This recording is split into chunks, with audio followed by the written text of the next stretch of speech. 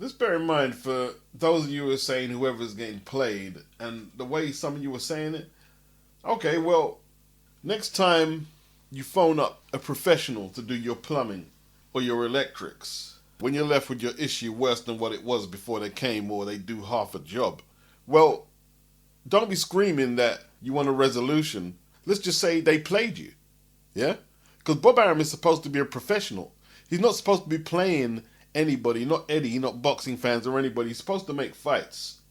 Right? And he had a choice to tell the boxing public, look, Fury and AJ is a fight we can explore after arbitration. Right now, I don't want to make any promises that I might not be able to deliver. That's all he had to say. But it's been a mixed bag all the way through. March 2021. Massive update about Fury and AJ. This one's January. Bob Arum 95% certain that Tyson Fury versus AJ will happen. 13th of May. Bob Arum suddenly optimistic that Fury and AJ will go ahead. Announcement imminent. Haven't got a date for this one. If I had to bet whether the Tyson versus Joshua fight would happen or not, I would say no, said Hall of Fame promoter Bob Arum on Wednesday afternoon, a day after he and Fury went for an arbitration session in California to work on mediation stemming from a proposed third bout between Fury and Wilder. Here he is here, calling Eddie Hearn desperate. You see, this is all what him and Frank Warren have been doing, giving mixed messages and trying to make Eddie look stupid. And no one's impressed with that. And this is what these people have to stop and think. No one's impressed with you trying to make anyone look like a mug. Trying to mug the fans off. And look what he told the boxing fans here. Arum to angry fans demanding Fury and Joshua deal. Go F yourself and find a life. And that's for Tyson Fury. Look at this. I won't ever box here again. Tyson Fury rules out future fights in UK as Anthony Joshua talks continue. So you add that to him letting down the British fans as well. There he is. Calling out AJ after AJ knocked out Pulev. And look at this. January the 13th this year. Bob Arum saying Tyson Fury will never fight Wilder again. Mixed messages by the whole camp. Frank Warren takes a swipe at Eddie Hearn over Joshua Fury announcement and says work to go before the biggest fight in boxing history is made. Tyson Fury is not happy with deal. Fight is dead in the water, claims Bob Arum, despite Eddie Hearn claiming fight deal was done. Here he is again saying that the fight's off, and then he tried to give a reason for why it's off rather than the arbitration. It's not just the site fee. There are ancillary demands from the Saudis stretching into the broadcast deals and other things. It could take months for it all to play out. No, Murphy, you're a fucking lying piece of shit. Eddie got the deal over the line. There he is trying to threaten the Anthony Joshua Fury fight when Eddie said he was going to make a purse bid for Kambosos versus Teofimo Lopez. Eddie replied and said, that's just toxic. That you can let the biggest fight in the world fall through because you're not happy about another fight that went to a purse bid. It's quite pathetic, quite frankly, Hearn said. Eddie can't keep his mouth shut. Bob Arum and Eddie Hearn claiming that the fight was virtually signed by all parties. Look at this, Tyson Fury. Does AJ have the balls to fight me? Really? That's why AJ exploded on him, man. Anthony Joshua versus Fury may not happen, claims Bob Arum, who suggests they might fight Wilder after all. 27th of April. How about you do a press conference? Do it properly. Okay, it's official. We're going to wait for the arbitration to finish, and we'll go from there whether we're going to fight Wilder or Anthony Joshua. So all you people out there saying Eddie Hearn's acting like he didn't know there was an arbitration, Joshua's acting like they didn't know what arbitration was on. Everybody knew there was an arbitration on, dummy. Here he is again saying, at worst, there could be a claim for damages. But Arum doesn't see the Joshua versus Fury fight being stopped from happening in June or whenever the match gets made. You see, you know what I don't like about these people? That's why I had to block somebody from Twitter. I've never liked him anyway. Because he's a Fury fan, and then he's saying, oh, Eddie's acting like he didn't know there was an arbitration. Number one, when did Eddie act like he didn't know there was an arbitration on? When the whole world knew about it. And if the boot was on the other foot, and it was AJ and Hearn in arbitration, he'd be going in. And now he's trying to change the tone of the discussion. Oh, they knew there was arbitration. It doesn't matter. Nothing matters. Boxing doesn't matter. Okay, all of a sudden boxing doesn't matter now because you don't want no one to say anything that offends Tyson Fury because you're such a fan. But if the boot was on the other foot, do you think he'd be saying this? Can't stand these people. I've caught out loads of people. I've heard people who say, oh, I don't care if boxers take PEDs after their favourite fighter gets popped. They don't care about PEDs all of a sudden. Or the other one was, I was discussing with one individual about boxers who were ducking each other. So it was a kind of triangle between Golovkin, Ward, Andrade, and a few others. So I was pointing out, yeah, Ward should have fought Adonis Stevenson, and Andrade should have did this and did that. And he was with me all the way, pointing out all the bad things that these fighters did. But when it came to Golovkin, and I pointed out where Golovkin ducked, oh, well, you know, everybody ducks. Everybody ducks. Oh, so you want to throw everybody under the bus now when Golovkin's on the dock. But when we're talking about the other fighters, you're more than happy to point out what they should have did and what they shouldn't have done. But when Golovkin ducks, oh, I don't know if he ducked them fighters, but everybody ducks. Everybody ducks. These people, you got to watch them. They think they're clever. You're not that clever. Like, Fury's positive about fighting Deontay Wilder, and he's not talking about inactivity now. It's not coming up now. This was not the time to string boxing fans along. And it sure wasn't the time to play Eddie doesn't know what he's doing games. Bob Arum's talking about Wilder and Fury 24th of July, and then he wants to make Joshua versus Fury if Fury wins in November or December. Well, tell me this. When's the last time Tyson Fury took 2 big fights consecutively in a matter of 4 to 5 months? When's he ever did that? There is no Tyson versus Joshua in 2021. You killed it. Arguably, the Tyson and Wilder series should have been finished by 2019, but we're still here. Tyson chose to do what he did in 2019, fight lower tier opposition, one nearly burnt him. I've heard some people blaming Wilder for taking away Undisputed for us, but Wilder is entitled to use the political process or the system, let's say, like any other American or any other citizen in a so-called democratic country. And he won, you know. In saying that, I'm not fully convinced about this arbitration process, but he won. Fury bailed on the Vlad rematch. He bailed on that. He didn't want to give Deontay an immediate rematch. We had to wait a year plus for that. He's talking to Anthony Joshua like Joshua was complicit with the arbitration. No, your promoter said it's not going to be a factor. Your promoter said it several times. That's your liability. Wilder himself, I mean, it took him so long to get over the Fury defeat. Nearly a year and a half or so to get over it. It's crazy. Fury has got to stop bailing on his obligations. He's lucky that Klitschko didn't have Al Heyman. Al Heyman would have put a clause on him that if you don't oblige Vlad with a rematch, that you won't be able to fight for a world title unless you pay Vlad $20 million or something. Al would have had Fury tied up. Stop getting out or trying to get out of your obligations, right?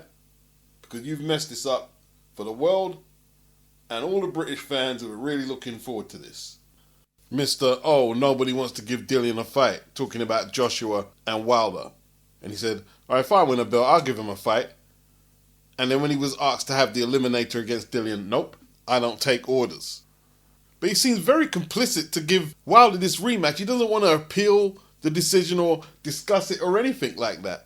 He's very keen to fight Wilder, you notice that. After 1 minute saying he'll never fight the guy again. Maybe it's all the accusations and abuse that Wilder has hurled at him for the last year and a half. Maybe it's that.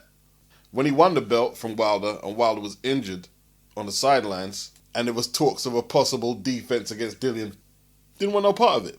Full of crap. Calling Dillian a stocky plodder. Nobody wants to see the fight now. From I'll give you a fight to nobody wants to see the fight. And then he started talking rubbish about Alexander Usyk. Listen to this little gem. That's it. Usyk ain't one of them either? No. Usyk ain't on the list. He's a no-name. No one's interested and he doesn't make any money. So what would I want to fight him for? It's a small cruiserweight.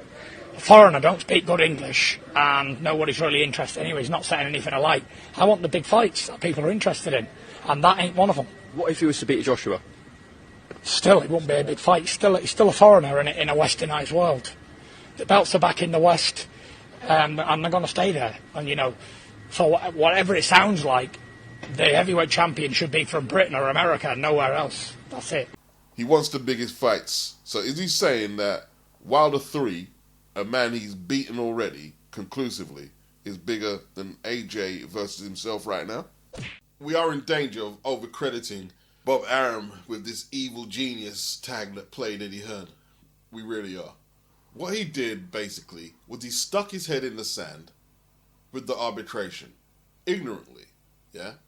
Because even though he practices law, Bob probably hasn't updated his skills in the last 30 or 40 years. Like, I went over some transcripts from the media last year, and he was relying on the testimony of Tyson Fury's lawyer that he read the contract. He didn't get his own lawyer or his own people to have a look at it. Who knows how competent Tyson Fury's lawyer is? There's a lot of people who don't like Eddie promoting Canelo and, you know, trying to assert his power in the US. Oh, look, he got the big fight done in Saudi Arabia. These theories are plausible. There might be an agenda against Eddie, an agenda against the Brits getting too powerful, maybe an agenda against DAZN. These are all plausible theories of why the arbitration went down how it went down. I think there's a chance they ruled against Bob just to stop AJ and Fury happening and to keep an American in the heavyweight title picture. I mean, if we're going to go with Bob played Eddie, why stop there if we're theorizing? It could have been Al Heyman and Shelley Finkel. When AJ was tearing Tyson Fury up on Twitter, Fury said there's certain things he can't discuss about the arbitration. And I don't think he's lying there. There may be certain conditions with the result of the arbitration that if they try and fight Ajit Caballero or Anthony Joshua, you might see Wilder coming out of Tyson Fury's house with his Versace shirts and whatever he has of value. And the same goes for Bob Arum and Frank Warren. Yeah, literally take the shirts off their backs. Maybe, you know, there's a few parties out there who just want to keep big-time boxing in America. And there could also be the incentive to freeze DAZN out of such a big fight. So, do I think there's a few parties in there who could have been scheming to play Eddie? Yes. But do I think Bob is this evil genius who acted alone? No. Al Heyman, though. Like, what are the details of the arbitration result? What was the conclusion? What were the considerations made? It all seems very vague and very hidden for whatever reasons. Let's remember, it's Shelley Finkel and Al Heyman who decided to go that route. Were there any handshakes beforehand and discussions? I don't trust legalese, law, judicial system or any of it. There could have been envelopes passed around or anything. Happens all the time in corporate America and corporate Britain. I tell you what though, Frank Warren wasn't no part of this evil genius masterstroke that we're talking about. Frank Warren was no part of it. Let me tell you that now. Because Wilder versus Fury is 4 or 5 a.m. on BT for Frank Warren. And it's just no good. It's just not going to move the needle in the UK doing pay-per-views with that fight. That's been proven on 2 occasions now. Fury and Wilder numbers on BT for the second fight was around 400,000. While the rematch for Andy Ruiz and AJ, according to Eddie Hearn, broke the UK pay-per-view record. Some of you are going to say you don't believe Eddie. Well, that's up to you, isn't it? I don't think it's that far-fetched looking at AJ's track record for doing pay-per-views in the UK. I don't think it's far-fetched at all. And, you know, let's just say Fury is not at his most popular right now in the UK to say, yeah, come and buy my pay-per-view against Deontay Wilder for the 3rd time after he saw the 2nd fight, which basically cancelled out any demand for a 3rd fight. I'll be honest with you, BT might not even pick it up. Being that serious, I don't think they're happy with Frank Warren at all that this has happened. This was their chance to get on the radar and do some big pay-per-view numbers with boxing. But whatever happened in America has took that away. I'm wondering what BT think of all this as well. Sky won't be too pleased. That would have been their last pay-per-view with AJ, but they've still got AJ versus Usyk if that goes ahead. But at least they've had the success with Matchroom, with AJ doing $1.5 million on at least 3 or 4 occasions. BT and Frank, no, they haven't moved the needle yet. Is that why Frank Warren is trying to get Wilder to take the step aside money when Bob Arum is saying something totally the opposite? We're not going to pay him that. We're talking about who got played. Who really got played? Frank Warren got played in BT. AJ's got one more fight on Sky. Prime time, bound to do over 1 million pay-per-view buys. Bound. I mean, what, you don't think he's got publicity from all this as well? And now he's firing back at Fury? But Anthony Joshua is going to do a bucket load of pay-per-views next fight. So he's got a fight on Sky and another on DAZN. And he's getting played? How? And now DAZN don't have to compete with ESPN with broadcasting the Fury fight at the same time as them. No, they could just put AJ versus Usyk on and do their own broadcast and promote it. In America and the other 200 territories they broadcast it. They're talking about holding Joshua versus Usyk in Wembley. Played? I beg your pardon? Are you shocked that this fight isn't being shown on a UK network? I am a little bit, to be honest. It is a little bit frustrating, you know, that a fight Do you of know this why? magnitude. Do you know I anything? really don't know. I really don't know. I don't know if... I really don't know. I haven't heard anything, but I was assuming that it was going to be on BT, with BT sort of being aligned with ESPN, you know, but it isn't for some reason. So, yeah, it's a little bit, pissing me off a little bit that it seems like no one back home or the broadcasters are really caring about it, you know. Yeah. It's a massive, massive fight. Jose Ramirez amassed his 2 belts before Josh Taylor picked up his 2, so I'm assuming he signed with Bob Arum thinking, well, this is the best way to get the undisputed fight. Because I was sure he was going to sign with Eddie Hearn. I was.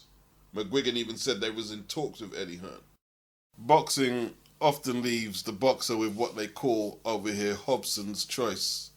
Haven't used that phrase for a little while. So he probably signed with Bob for one fight, for, the Ramirez fight, for undisputed, in all truth. And maybe MTK said, oh, if you want to get undisputed, this is the way to go. Even though it took a year and a lot of change, actually, to get this together, it's actually happening. Thing with Bob, though, Bob will sign British fighters. Like he signed Inoue, a Japanese fighter. And he doesn't really care about how them fighters are taking care of home base. Like, putting Tyson Fury in a situation, and maybe Tyson Fury doesn't care, putting Tyson Fury in a position where he's basically the scorn of British boxing fans. Even a lot of his diehards are questioning what he's doing right now. Some turning on him, from what I'm hearing, if that is true. Look at the way Bob spoke to Eddie about purchasing the Lomachenko fight with no decorum, no respect, not very businesslike, doing it online. And maybe this is why Sky are not picking up ESPN pay-per-views. Maybe they just think Bob's getting a little disrespectful. Obviously, Hearn couldn't have made the undisputed fight for Taylor so easy as Bob could, because he's got both Taylor and Ramirez in-house. But if Taylor was fighting in America, Eddie would make sure that he's covered in the UK. Unless you piss him off like Kell Brook did when he fought Crawford. Eddie would have made sure Josh Taylor was covered. You know, let's face it, it was Eddie who promoted his breakout fight against Prograis in the World Boxing Super Series. Where was ESPN supporting the World Boxing Super Series? They was nowhere. They didn't help at all, but they picked up the winners of the tournament after the Sauerlands, Eddie Hearn, and DAZN and ITV have done all the groundwork in broadcasting the WBSS tournament. Bob said, after that tournament, we're not going to put our fighters on to fight on another network. That's what he said. That's his old attitude. The American promoters are good at what they do, like Bob Arum, and I'm going to call Al Heyman a promoter, just for the sake of looking for other terminology. But they don't care about the other territories. We saw that when Al Heyman had the deal with Fox and Sports and ITV and done one card in the UK, one card, and then abandoned ship. So Josh is complaining that no British network picked up the Ramirez fight. But it is on the FITE website, and actually the internet is not the only place you can purchase the pay-per-view. It's on Virgin Media. I just saw it when I was just flicking through some channels. It's only $9.95, so I'm probably going to purchase it tomorrow. I don't think the undercard is stacked particular, but probably going to purchase it for $9.95. You know, Josh was saying you'd have thought with ESPN connected with Frank Warren that they would have broadcast the fight. No, Bob didn't bother with that. And I'm sure Bob and Frank Warren are not the best of buds. I don't think they are right now. I really don't think so. There's no communication there, or there surely would have been an attempt to put it on BT, surely. But it looks like FITE is taking a lot of the pay-per-view business, what the networks won't pick up in the UK. Some people were saying that you have to sign up to FITE, then you got to pay for the fight, and it's complicated. And no. If you've got a satellite internet phone package, you just pay for it like you would pay for an AJ pay-per-view or any Matchroom Sky pay-per-view, and they'll just take the pay-per-view price off your bill. Simple. When's the last time an American boxing card has been broadcast over here by either BT or Sky? What's the last one we've seen? Apart from Luke Campbell and Ryan Garcia, well, that doesn't really count, does it? Because Luke Campbell's Matchroom. What's the incentive for BT and Sky to stay in boxing? What, just to do domestic boxing on BT or Sky? I'm not sure. Because look at the pricing. $9.95 on FITE. I paid £20 for Taylor versus Prograis. Although obviously that was a better card. We had Derek Chisora versus Price as the double header. Okoli versus Ngabu for the European title. So it was a better card. Anyway, Taylor's got more pressing issues than worrying who's putting the fight on pay-per-view. I'm sure he's getting his purse, whatever his guarantee is, getting that. He's satisfied with that. Go fight for Undisputed. You know, it's going to be a very difficult fight. Can't wait. You know, it's like Joe Joyce signing with Frank Warren at this stage of Frank Warren's promotional journey. Like, obviously, he's not going to get the Usyk fight.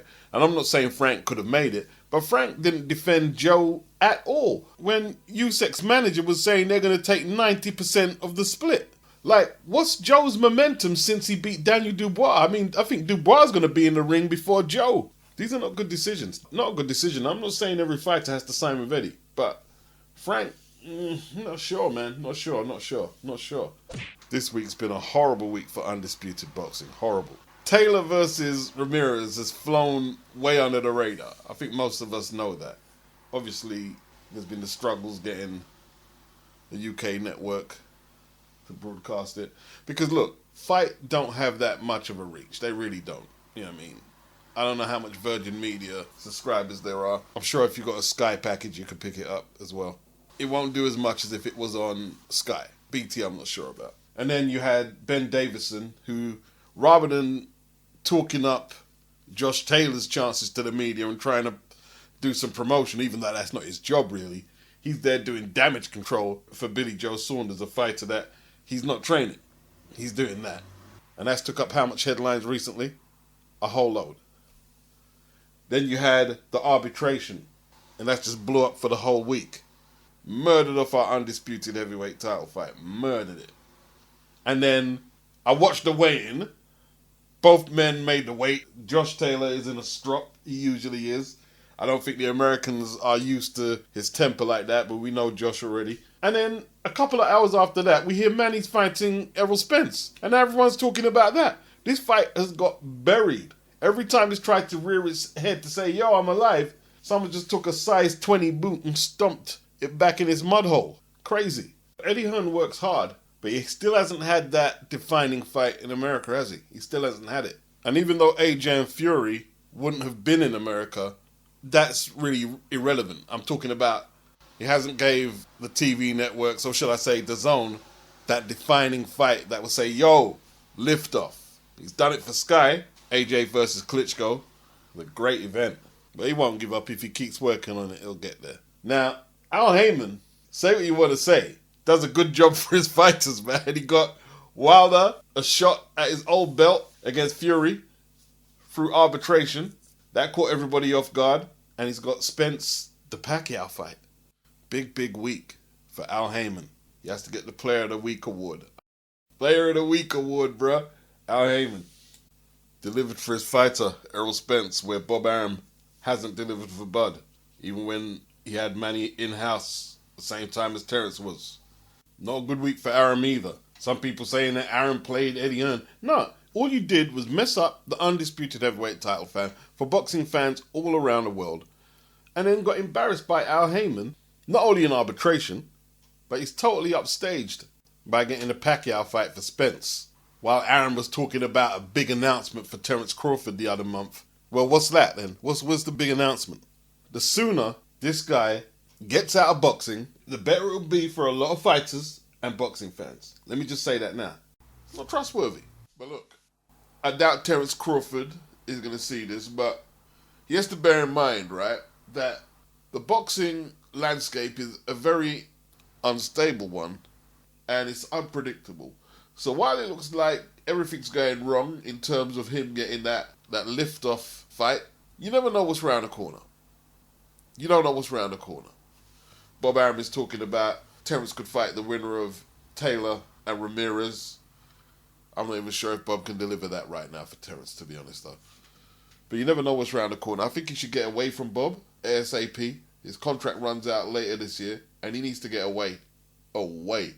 And before the Errol Spence fans start jumping around like little young immature idiots, this still doesn't mean that Errol Spence is an A-side fighter, because he is B-side to Manny Pacquiao. He's going to be taking less of the split, therefore he's the B-side. I mean, I'd be surprised if Errol Spence can even get a rematch clause out of this negotiation, out of this deal, even though it's Pacquiao challenging him for his 2 straps. I believe they stripped him for the WBA belt, didn't they? But anyway, a week in boxing. It's been crazy. More politics than punches, but that's how it is. Peace.